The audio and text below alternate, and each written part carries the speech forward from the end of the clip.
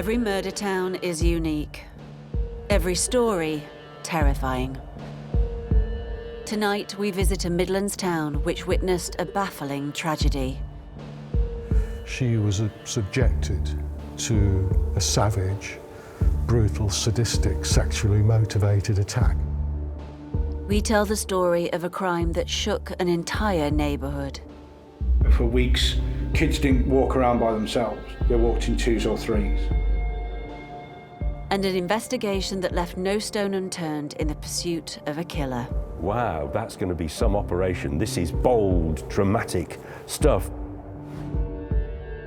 Nuneaton is tonight's murder town.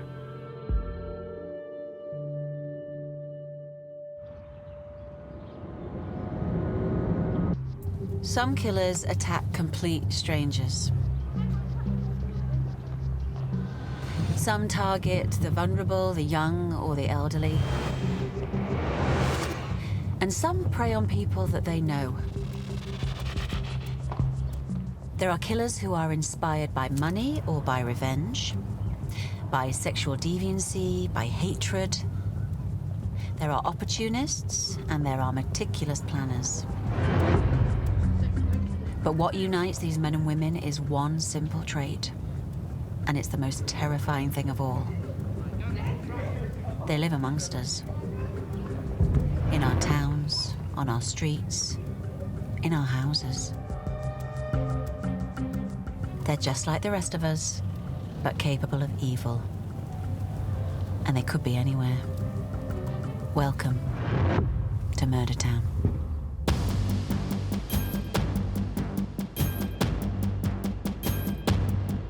Do you feel it in the air? Oh.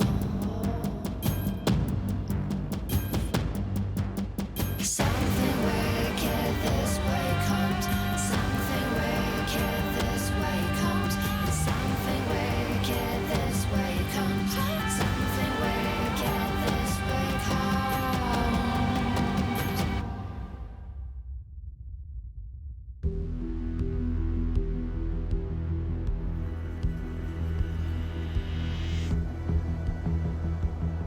Tonight, we're in Nuneaton. It's the largest town in Warwickshire, located in the heart of the country. In many ways, it's a typical British town with everything on offer that you might expect. But Nuneaton also has a dark side. And one of its most tragic episodes began in 1995.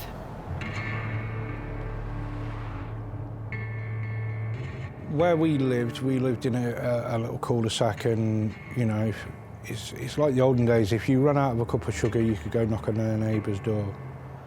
Or, you know, a scoop of coal, or because we still had coal fires.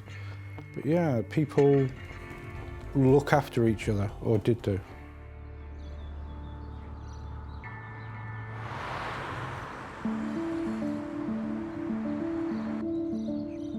She mostly did things for the church. She was volunteering at the church, and she was in the band. She was quite an outgoing person, but in a shy way. You know, you had to earn to get to know her before she would open up as she would. Quite a caring person. She wanted to do a job where she worked with young children, to give back, you know. She was very naive streetwise, you know, of how the bigger world works, to the extent that I always wanted her to be with somebody whenever she went anywhere, because she wasn't that streetwise to know how that all worked and where to stay away from, and etc. So Naomi kept herself to the confines of her local area, the estate where she lived, and felt safe. You could go out and play.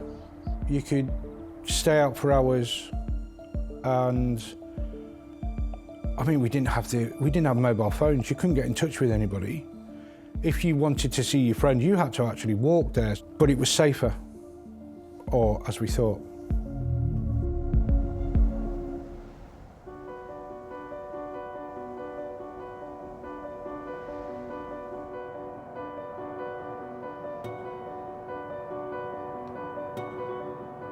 The last time I saw her was when she was swimming at Coventry Sports Centre a couple of days before. She'd come into Coventry to buy a card and a CD, and everything was fine. You know, she came in with a friend, and they just everything just didn't seem as though it was going to change in 48 hours. You never think that that could be the last time you speak to somebody or see somebody. 2 days later, David was away from Nuneaton when his life turned upside down.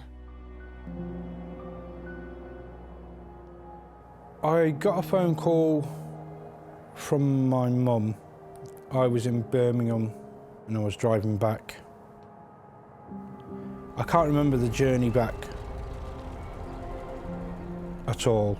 You know, my mum just said, something's happened to Naomi, you need to get home. And I really, really can't remember the journey at all. I can remember pulling up and seeing all the lights.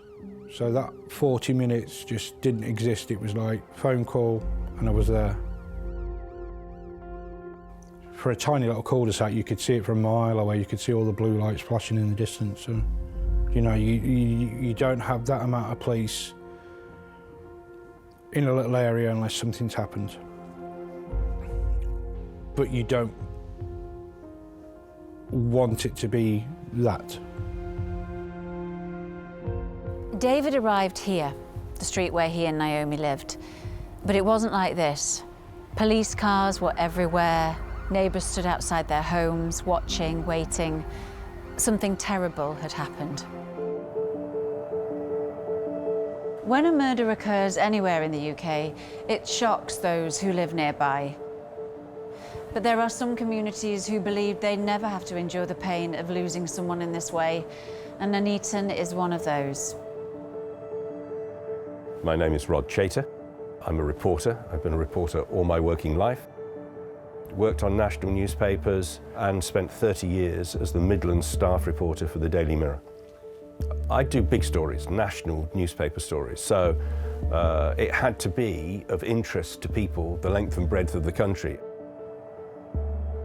Local radio, first thing in the morning, were carrying reports of a schoolgirl in Nuneaton, and it was absolutely clear from that moment that would be the story of the day, and many days to come, probably.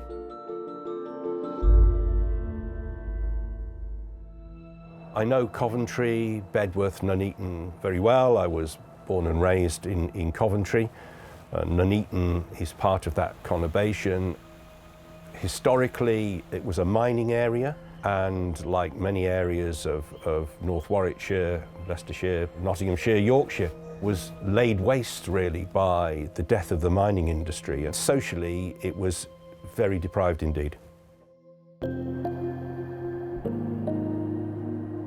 The Bret Hall estate was a very close community. It was almost an enclave. Young people tended to go to school nearby, stay on the estate, have relationships, have children.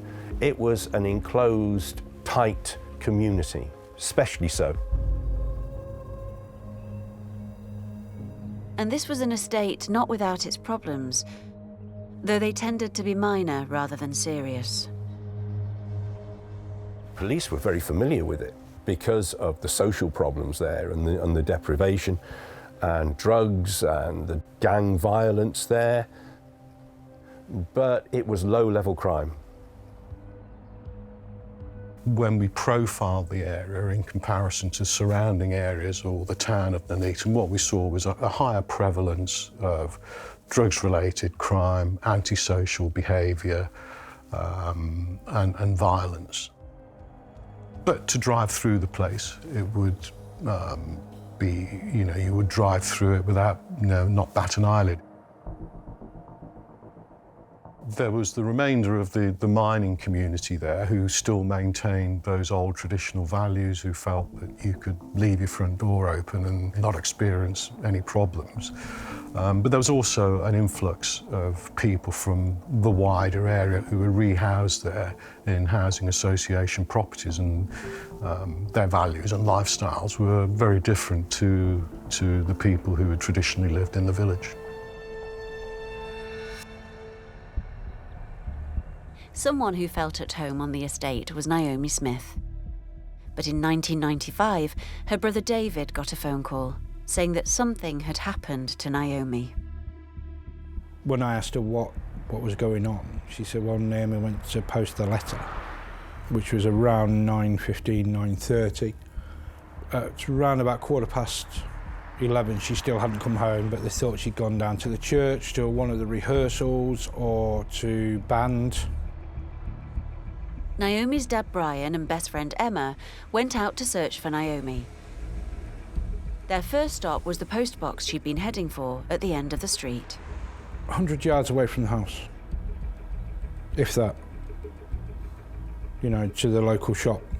The post box was right next to the local shop, which was just at the top of the road and 20 yards further on. Because her friends lived so locally to where we were, you know, if she went anywhere, it would have been to a friend's house.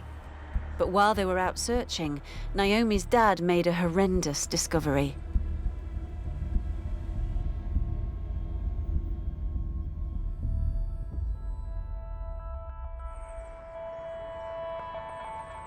There was quite a big police cordon, and they only let me so far up because obviously they wanted to keep the area for the evidence. So I did see her, but I didn't see her because she was under a cover at the time. It was like, everything dropped then. It's like your world just drops in, disappears. You're not there at all. You stood there looking, but it's as though you're watching a scene off a TV show. Even though you're there looking at it, looking on, it's really weird. Now Nuneaton was dealing with a murder. Young Naomi Smith had disappeared while running an errand, and her body had been found here, underneath a children's slide. Naomi only lived in one of the houses over there, so what had happened on her short walk from home? I received a call in the early hours of the morning. She'd suffered some horrendous injuries, including having had her throat cut. There was some evidence of potentially the crime having been sexually motivated. So I made my way over to Ansley Common. The main effort was put into securing the forensic evidence and an examination of Naomi's body to ensure that the opportunities of what we call the golden hours, the first hours of a murder investigation, that those opportunities are not lost. The park was at the back of the estate, close to Naomi's home, and at the other end of a narrow footpath that led to the postbox. I couldn't understand why she was there. I don't think she'd have gone there willingly. I don't think she would have gone down the jetty from the shop by herself. Because we were able to tie down her movements fairly tightly, obviously there was a limited area in which we knew we were looking for potential witnesses or suspects' movements. Door-to-door inquiries checked out people's movements. Hundreds of people were spoken to and gave statements to account for where they'd been. And using their experience, detectives drew up a profile of who they thought the offender was likely to be. What we ended up with was an individual between the ages of 15 to 28, who was a male, who would have known the victim, who would have a history of violence or sexual offending, and who would live within a half-mile radius of the crime scene. It must have been a local because they knew the geography of the area. They knew the entrances and the exits of the park, where the jitty led to, where the shop was in respect to the post box, and how quick they could get in and out without being seen.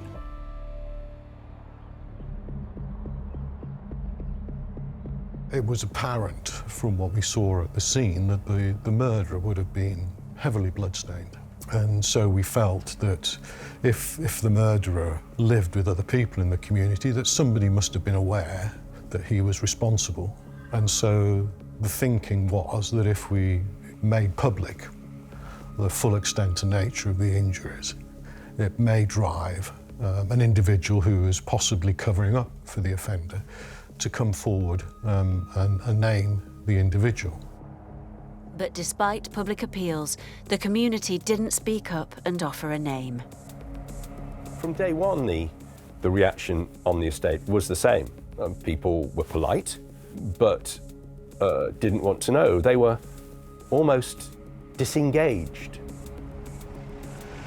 This appeared to be a collective decision by everybody in that community to go into lockdown and say little or nothing.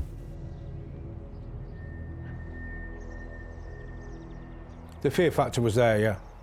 I mean, for weeks, kids didn't walk around by themselves. They walked in twos or threes. Everybody was looking at everybody else. It was like a murder mystery type thing that anybody over the age of 15 to 25, everybody suspected each other because that was the information that was released. And people just didn't want to know, they just stayed in the houses.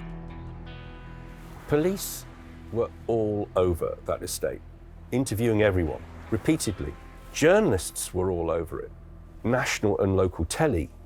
You got local reporters, local newspapers, people with local contacts who know local councillors. Nobody got a word. It was a really strange, surreal atmosphere. We are well used to going into some posh village where people don't want to talk to the press and they say, oh yeah, don't talk to those. And we're well used to going into inner city areas where drug gangs control and people just look to one side and look down and move on and don't want to know. But this was different. This was like a collective decision to say absolutely nothing. There was one incident where police began to get the feeling that more information was available that wasn't coming forward. Police set up an incident room, but there was no water supply, and they were in and out of various people's houses locally getting water. And it was some days into the inquiry before one of the women in one of these houses said, have you traced those young men who ran past here? A senior copper who was there said, what men? Police have been in and out of this woman's house for 2, 3, 4 days. She had said, well, I'll wait till they ask me about it. And then when they ask me about it, well, obviously I've got to tell them about it because I'm doing my public duty. But she wasn't going to volunteer it, and it wasn't until the point where she thought, are they ever going to ask me? Well, probably not. Well, I'm going to have to mention it to them then. It's all very strange. The information led police to the possibility that up to 5 males had been seen on or near the playground that night. And more information then came forward about a car seen near the postbox and a claim that Naomi had been seen at the postbox at 9:50 p.m. Slowly, detectives were building a jigsaw of what had happened. But were they any closer to catching the man responsible?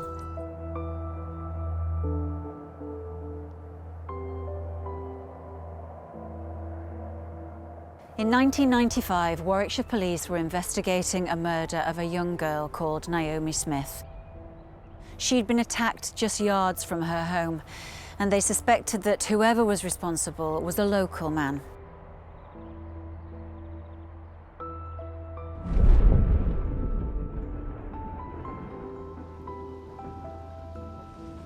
3 minutes before 7 o'clock on a misty Midlands morning, and the first arrest by the Naomi Smith murder squad is about to be made. The 5 arrested are now being questioned. Bringing these 5 suspects in was extremely important, particularly at such an early stage in the investigation. It was a really positive step to have 5 individuals identified. And the young men were taken each to a different police station in the Warwickshire area for interview. 7 o'clock we entered his home address, introduced ourselves, arrested him on suspicion of the murder of Naomi Smith. He was cautioned and he made no reply. Everyone thought that was it. Everyone thought, great, the cops have done it. It's a gang, it's a group of young men, the cops have got the evidence, they've lifted them. Over the forthcoming 3 or 4 days, we were unable to secure any evidence which would identify them as credible suspects for Naomi's murder. The 5 men were questioned and 20 houses were searched for clues, but the killer wasn't among them.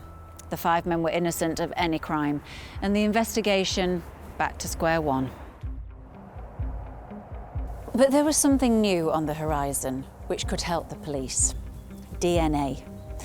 Prior to 1995, detectives had been aware of DNA, but now scientists were saying that they were confident in using it to identify an offender. Some saliva had been found on Naomi's body, and those scientists had analysed it to find the offender's DNA. Now they needed to find out who it belonged to. A swab that had been taken from Naomi's breast had actually revealed the presence of a mixed DNA profile. That's a profile which is Naomi's profile mixed with that of the offender. This was leading-edge technology, and in fact, the scenes of crime officer who actually recovered the DNA sample had only just, I think, the week before, come back from training on how to recover DNA evidence. So that really indicates how new it all was to us. But we very quickly realised and understood how vital it could be in A, identifying a suspect, and B, securing a conviction. You know, when you consider that the levels of discrimination can be at the millions to one in a community of 2,000 people, then it's pretty powerful evidence. Detectives were today finalising the list of 800 young men they want to DNA test in a bid to find Naomi's killer. Warwickshire's murder squad chief revealed that they have a DNA profile of the murderer. They hope the mass test will produce a match. This announcement may prompt some unusual behaviour, or, more importantly, may cause someone to leave the area or their normal haunts. It was a dramatic press conference.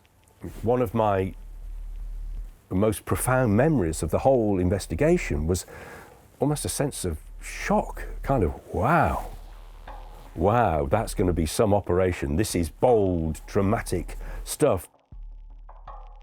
What they started to do was take a mouth swab, a buccal swab, and that would give them enough information on whether that individual might be of interest, and then they were going to go back and blood test it. We visited 1,500 homes, I think, that sat within the half-mile radius of the murder scene. I thought the net was closing in on whoever did it, and the pool of people was getting smaller and smaller and smaller. But the DNA gathering was slow work, and the longer the killer was on the streets, the more that people here feared he'd strike again. It was quite a cumbersome scientific operation. I mean, it took weeks until the first tests started coming back. You still have that hope it's going to happen, but nothing's foolproof. The next task was to come up with a prioritised list of individuals that we would want to eliminate from our investigation. And probably the top 20 individuals had a significant number of characteristics from the profile in their background. The list put known offenders close to the top. and amongst them was a local man called Edwin Hopkins. Edwin was a 19-year-old man who lived on the outskirts of Annesley Common in some new-build properties with his parents. There was violence in his background. He was the right age group. He lived within a half-mile radius of the crime scene, and he also knew Naomi, which naturally would push him to the top of a list of individuals that we would want to eliminate. Edwin had a job. He was a paint sprayer. He had an obsession with knives and had taken knives to school, took knives into his employment, including big knives, Rambo types, serrated knives. And not only did he have knives, but he knew how to use them, because being on the edge of the countryside, his father had taught him from a young age how to skin a rabbit. He had even talked to friends about wanting to move on to bigger things. He clearly got psychological problems, and he had problems with women. He wasn't the most physically attractive character. He'd had a cycling accident when he was 7 and smashed a tooth. He didn't have any clear idea of the normal progression of a relationship. He didn't understand the notion of a couple getting together and getting to know each other and becoming warmer and more intimate, and that kind of progression into a physical relationship. He clearly had no comprehension of that. Edwin was visited and provided a voluntary swab. That swab was sent off to the forensic science laboratory, and within a couple of weeks we were notified that his swab could not be eliminated from the mixed sample that had been obtained from Naomi's body. They just immediately suspended the operation because they knew from DNA evidence that they now had their man at odds of 36 million to 1 against. Detectives finally had a match. A 19-year-old man called Edwin Hopkins. He lived with his parents on the same estate, and he'd known Naomi too. But with DNA evidence so new in investigations, officers didn't want to rely on it alone, so their investigation continued. What police had to do then was actually not to lift Hopkins, but to keep him under surveillance and to start to build the case against him. They had his initial statement where he'd given his movements and timings, so they started to analyse that statement and other people's statements to build a picture of what he had said before, with the idea of getting him to repeat his previous lies, which they could now start to disprove. There were some significant discrepancies in the accounts that had been given by his family in relation to his movements at the time. While Hopkins claimed he'd been at an off licence and then at home, his family told a different story. What was particularly striking was that we were able to visit the off licence where he made his purchase, and were able to time the purchase from the till receipt at around 9:44. The off licence is only a couple of minutes cycling back towards Annesley Common and back to the post box where Naomi was last seen.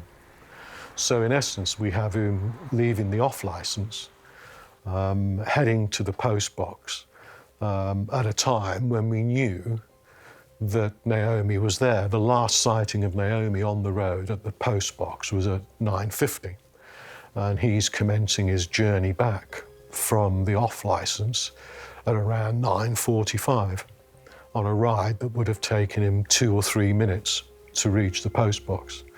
And that of itself was significant. But we also had evidence, individuals around him, whether they be friends or family, had potentially been covering up for him, particularly given that the individual who committed this crime would have been heavily bloodstained, having returned home. So the planning not only involved the arrest of Edwin, but the arrest of those individuals around him who may have been involved in the murder, but may have been also involved in covering up the crime.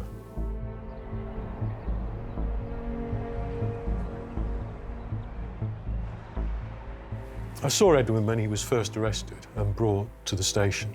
He appeared to be totally unfazed by what was going on. Initially, he maintained his initial story that he had cycled past the postbox to the AAA off licence and back that night between 9:30 and 10 and hadn't seen Naomi. He was asked how to account for how his DNA was present on Naomi's body, and he was unable or refused to answer that question. There was another piece of evidence that police had. A bite mark left on Naomi's body, which had to have come from the killer. The bite mark was examined by forensic odontologists. During the course of his detention, we obtained his teeth impressions, and they were analysed, and we had a positive result. But again, when questioned about that, he refused to answer questions and refused to account for how his bite marks could appear on Naomi's body. Obviously, you keep an open mind throughout an investigation, and you don't close your mind to other possibilities. But the truth of the matter is that we were looking at an individual here who was in the right place at the right time. There was 2 items of physical evidence which could physically link him to Naomi's body. So clearly, the evidence, both the physical, the forensic, and the witness evidence, had mounted up to a stage where we felt we had sufficient evidence to charge Edwin Hopkins for the murder of Naomi and sustain a prosecution.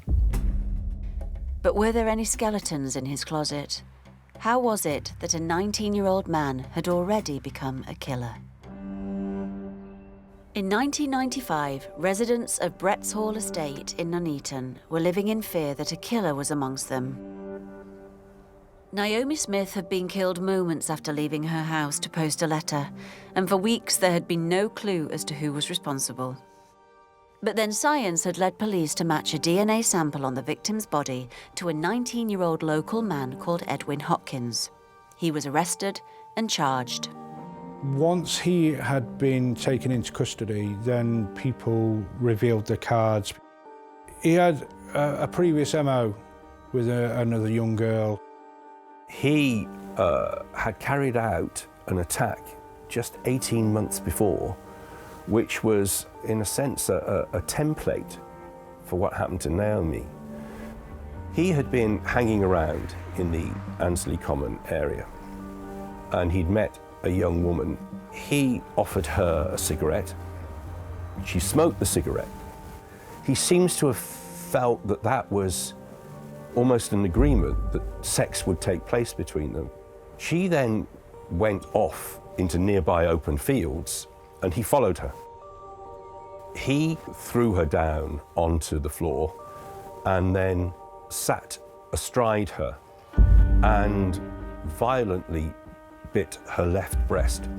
She was fighting back, and she was a bit older and a bit more streetwise, perhaps one might say, than a younger girl would have been, and she managed to bring her right knee up into his groin with all the force she could muster, and that dislodged him, and she ran off screaming, and that matter was reported to the police.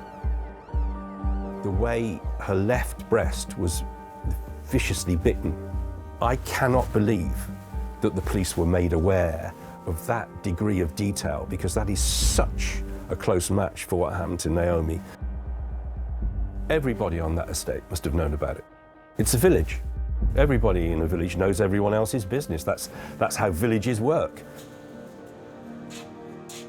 Rod believes that somewhere in the police archives, details of Hopkins' crimes would have been lurking. Hopkins was cautioned about this. That gives you a police record. You would think that somewhere in the police system, this previous attack by Hopkins, so similar in its nature, would have been known to someone. Now, finally, police did have their man, and Hopkins stood trial. Watching him in court was Naomi's brother, David. He was smug. Every day, he was smug. I think he thought he was going to get away with it.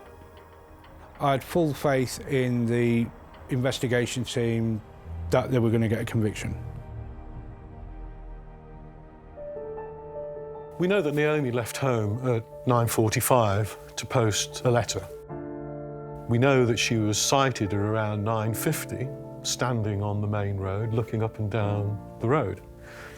We know that Edwin Hopkins was at the AAA off-licence down the road at 9:44, purchasing some beer, wine and crisps, and that his route would have taken him on to a collision course with Naomi at the postbox. What we do know is that having got to the slide and having got to the children's park, she was subjected to a savage, brutal, sadistic, sexually motivated attack, which ultimately led to a death. Throughout the trial, Edwin maintained his innocence. He pleaded not guilty and again was unable to explain how his DNA or his bite mark were found on Naomi's body. I think he thought, because obviously it was a small, tiny bit of DNA evidence, that they wouldn't be able to catch him. And they were proved wrong. Ultimately, he was found guilty by the jury and sentenced to life with a minimum 18-year recommendation.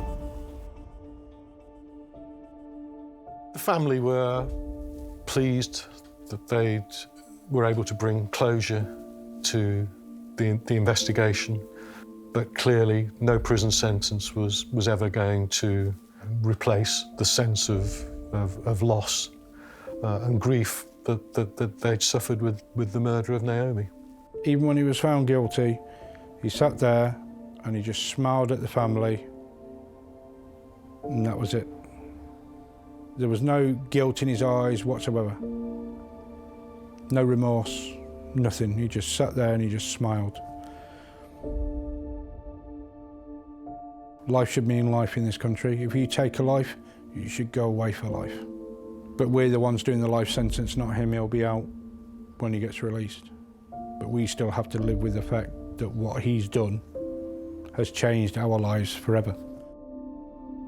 Never seeing growing up, never seeing her getting married, never seeing her having kids, having a wonderful life, living life really. That's part of your life just torn away because somebody else's act.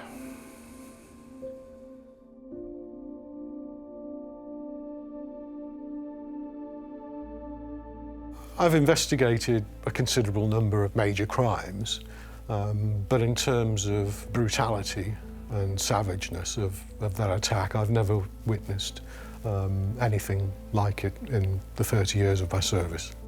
He can't hurt us anymore. My mum's died of a broken heart and whatever else since. My dad's moved out. My brother's sold the house. So none of us live in the area. It's not us who have to worry, is it? Obviously, he's been in there for 18 years, 20 years now, festering the idea of maybe doing it again. Only after the trial did David realise he'd met Hopkins before, days after Naomi had been murdered. I remember a couple of days later bumping into him in the corner shop. where the letter was being posted. He said, "Sorry to hear about your sister," and then carried on walking. Which in retrospect, looking back, was like, wow. He was basically saying, catch me, in a way, if you think about it, because he was proud of what he did. He was boasting in a corner shop. Having covered quite a large number of murders, I suppose, during my journalistic career, it was profoundly shocking, the murder of a young girl and the degree of violence used. It follows, I suppose, that had he got away with that, he had now found a successful way to attack, subdue and rape a woman, and having found what to his mind was a successful formula, the chances are he would have done it again.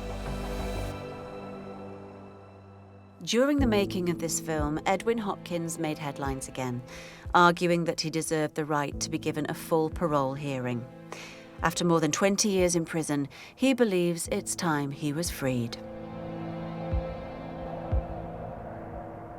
The murder of Naomi Smith was senseless, and for years the people here thought that it would go unpunished. There was rumour, speculation and suspicion all over this town. Many feared a killer was amongst them, and the police were powerless to stop them striking again. But here the community never gave up hope, and neither did detectives. And science finally brought the answers that everyone craved.